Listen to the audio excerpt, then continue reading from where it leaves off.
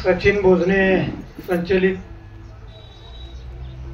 स्वप्नवेद अनाथालय या अनाथालयाच्या माध्यमातून गावातील विविध गुणीजनांना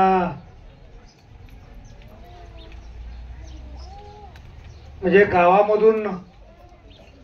गावामध्ये जन्म झालेले परंतु विविध क्षेत्रामध्ये ज्यांनी चांगल्या पद्धतीचं काम केलंय त्या भूमिपुत्रांना या ठिकाणी गौरवण्याचा हा कार्यक्रम आयोजित केलेला आहे। या कार्यक्रमाच्या निमित्ताने या ठिकाणी उपस्थित आपल्या सगळ्यांना ज्यांनी आपल्या प्रवचनाच्या माध्यमातून प्रबोधन ज्यांनी केलं ते हरिभक्तपरायण डुकरे महाराज आणि या ठिकाणी स्टेजवर उपस्थित आमचे बंधुतुल्य मित्र माननीय डॉक्टर बी.जी. लामखडे, त्याचप्रमाणे या ठिकाणी स्टेजवर उपस्थित श्री कैलास कुटाळ गुरुजी आणि या ठिकाणी उपस्थित सगळ्यांचीच नावं घेता येतील परंतु नाव घेऊन वेळेचा अपव्यय टाळतो।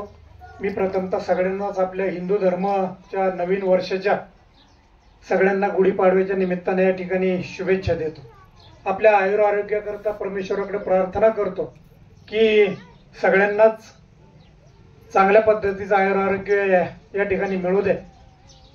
आणि सचिन भोजने यांनी जो हा उपक्रम चालू केलेला आहे या उपक्रमाच्या निमित्तानं त्याला सुद्धा या कार्याच्या निमित्तानं शुभेच्छा देतो। आज या ठिकाणी विविध सगळ्या आपण मंडळींनी गावामध्ये जन्म घेऊन नोकरी व्यवसायाच्या निमित्तानं असू द्या किंवा विविध कलागुणांच्या माध्यमातून जो चांगल्या पद्धतीनं आपल्या जीवनामध्ये बदल करत असताना समाज हिताच्या दृष्टिकोनातून आपण जे चांगलं काम करीत आहात त्या निमित्तानं सचिनला कुठेतरी वाटलं की आपल्या या समाजामध्ये काम करणाऱ्या आपल्या मित्रांचा म्हणा मार्गदर्शकांचा या निमित्तानं सन्मान झाला पाहिजे आणि या सन्मानाच्या निमित्तानं त्यानं हा छोटेखानी कार्यक्रम या ठिकाणी आयोजित केलेला आहे। माझ्या आधी सगळ्या वक्त्यांनी या ठिकाणी उल्लेख करताना स्वप्नवेद अनाथालयाचा उल्लेख केला, त्याच्या कार्याचा उल्लेख केला, त्याच्याबरोबर त्याच्या सौभाग्यवती मंगल भोजने या करत असलेल्या कार्याचा या ठिकाणी उल्लेख केलेला आहे।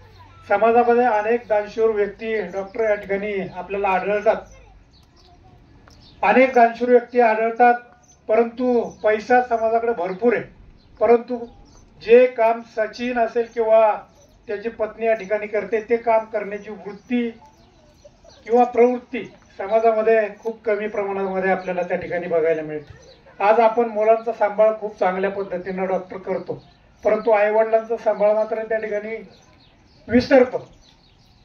किंबहुना जीवनामध्ये संस्कारामुळे सगळं घडतं किंवा शिक्षणामुळे सगळं घडतं असं काही नाही।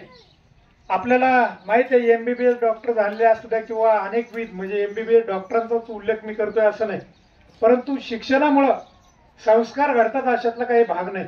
आज शेतकरी खूप कमी शिकलेला असतो असं म्हणतात परंतु शेतकऱ्याचे आईवडील मात्र अद्यापर्यंत कुठेही कुणाला अनाथ आश्रमामध्ये त्या ठिकाणी आढळलेले नाहीत परंतु खूप समाजामध्ये शिक्षण घेतलेल्या मंडळींना मात्र आपल्या आईवडील सांभाळायला तेवढा वेळ नाही आणि त्या निमित्तानं अनाथ आश्रमाची त्या निमित्तानं सोय झालेली आहे। आणि या सोयी करत असताना